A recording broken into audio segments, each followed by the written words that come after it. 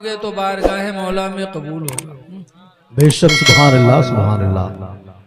लेकिन आज अफसोस है कि अब्बा अम्मा तरस रहे हैं और पीर साहब को बुला के नजराना दिया जा रहा है, मौलाना को बुला के खाना खिलाया जा रहा है, नजराना दिया जा रहा है, नेताजी को बुला के फंक्शन किया जाता। फंक्शन क्या कहते हैं? और अब्बा अम्मा की तरफ कोई तवज्जो नहीं। इसीलिए अल्लाह के नबी फरमाते हैं कि औलाद तुम्हारी बेहतरीन कमाई है, तुम अपने औलाद की कमाई खाया करो। माँ बाप की सबसे बेहतरीन कमाई क्या है? मेरे नबी ने फरमाया उसकी औलाद है। तो औलाद अपनी कमाई खिलाए अपने माँ बाप को, इसलिए कि वो खुदा की तरफ, अल्लाह की तरफ से वो अपने माँ बाप के लिए बेहतरीन कमाई। तो मेरे भाई, अपने माँ बाप को 4 दिन की जिंदगी में राजी करने की कोशिश करो, अच्छे अमाल कर लो।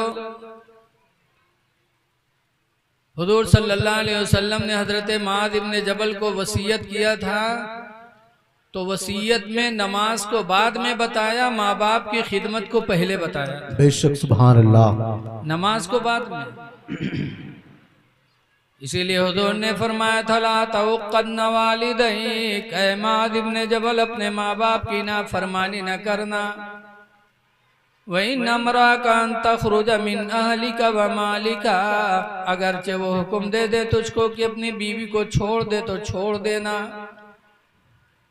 माल से अगर महरूम करें तो माल से भी दूर हो जाना, लेकिन माँ बाप की नाफरमानी न करना।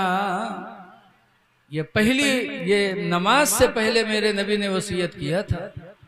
फिर इस दूसरे नंबर पर फरमाया था वला ततरुकन्ना सलातम मक्तूबतम मुतअम्मिदा, और हरगिज़ हरगिज़ फर्ज नमाज को जानबूझकर न छोड़ना। तो वालिदैन की फरमा बरदारी पहले, नमाज का दर्जा बाद में। एक बात याद रखो, ताजीम। आज हम मौलाना हो गए तो मार बौखलाने घूमते हैं कि अब्बा खातिर हम कुर्सी काहे उठाई की दी, या अब्बा के हम खड़े होकर ताजीम काहे करी। हम मौलाना बन जाएं, हाजी बन जाएं, लेकिन नबी के दर्जे को नहीं पहुंच सकते, नबी के कदम के बराबर नहीं पहुंच सकते। हजरत याकूब अलैहिस्सलाम हजरत यूसुफ अलैहिस्सलाम के अब्बा हैं। यूसुफ अलैहिस्सलाम को उनके भाइयों ने कुएं में डाल दिया था और कहा था भेड़िए ने खा लिया। याकूब अलैहिस्सलाम सब कुछ जानते थे, लेकिन कहते थे अल्लाह बेहतरीन फैसला करेगा। रोते रोते अपने बेटे यूसुफ की मोहब्बत में नाबीना हो गए। 80 साल तक रोए। अब 80 साल तक रोते रोते आंखों की बीनाई याकूब की आंखों की चली गई। लेकिन अल्लाह जिसे जिस हाल में चाहे रखे। यूसुफ अलैहिस्सलाम को उनके भाइयों ने मारकर कुएं में डाला। कुएं में गए तो कहा अल्लाह तेरा शुक्र है। अल्लाह को अदा पसंद आई तो कुएं से निजात दिया। तो मिस्र की बाजार में बिके, गुलाम बन के गए मिस्र के बादशाह के घर में। जब गुलाम बन के गए तो भी कहा अल्लाह तेरा शुक्र है जिस हाल में तू चाहे रखे। और गुलामी के बाद अल्लाह ने उन्हें मिस्र का बादशाह बना दिया। वाकया बड़ा लंबा है, टाइम नहीं है। बादशाह हो गए। सूखा पड़ा तो गल्ला बांटने लगे। तो उनके भाई जो मारिन है उन्होंने सुनी कि मिस्र में बादशाह गल्ला बांटा थे, तो उन्होंने आए मांगे। जब आए सामने खड़े हुए यूसुफ अलैहिस्सलाम ने देखा तो पहचान लिया कि ये तो हमारे भाई हैं। तो पूछा कि अब्बा का क्या हाल है? अब्बा का क्या हाल है? क्या आप यूसुफ हो क्या? कहा हाँ हाँ तुम्हारा भाई यूसुफ हूँ। वो तो समझे रहे हैं कि हम तो मार डाले। हाँ मैं तुम्हारा भाई यूसुफ हूँ।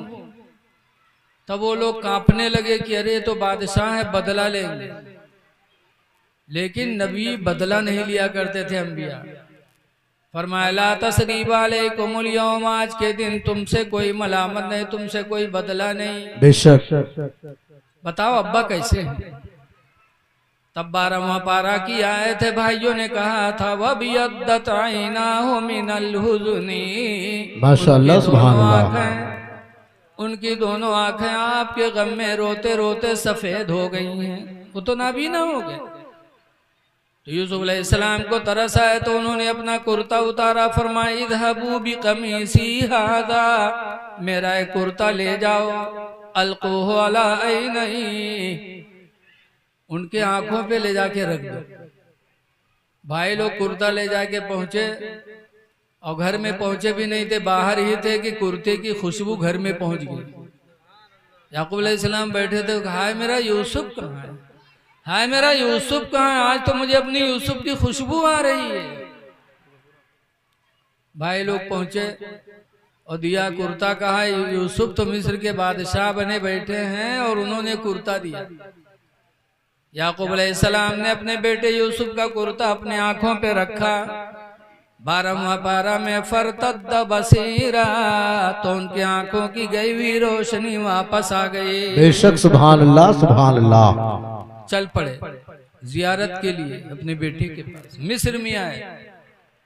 इमाम गज़ाली लिखते हैं मुकाशफतुल कुलूब में कि जब हजरत याकूब अलैहिस्सलाम गेट पर पहुंचे, यूसुफ अलैहिस्सलाम ने देखा तो इरादा किया कि लाओ बाप की तादीम के लिए खड़े हो जाएं, फिर नहीं खड़े हो पाए। यूसुफ अलैहिस्सलाम के करीब आ गए, तब वही आई। अल्लाह ने फरमाया यूसुफ तुम्हारे बाप आए और तुम अपने बाप की खड़े होके ताजीम नहीं किया। मेरे इज्जत और जलाल की कसम, अब तुम्हारी औलाद में मैं किसी को नबूवत अता नहीं करूंगा, किसी औलाद को नबी नहीं बनाऊंगा। बाप आया और बाप की तादीम के लिए खड़े नहीं हुए। इमाम गज़ाली लिखते हैं कि लोगों, हम तो नबी के कदम के तलवे के धूल के बराबर नहीं हो सकते। जब उन्होंने खड़े होकर तादीम नहीं किया तो खुदा ने ये कहा, हम और आप माँ बाप की तादीम नहीं करेंगे तो खुदा कब राजी होगा। इसलिए आप हजरात से गुजारिश है कि माँ बाप की तादीम करो, माँ बाप की फरमा बरदारी करो। माँ बाप की नाफरमान औलाद के लिए हदीस में है जन्नत क्या, जन्नत की बू भी हराम होगी, खुशबू से भी महरूम रखा जाएगा जो माँ बाप की नाफरमानी करेगा।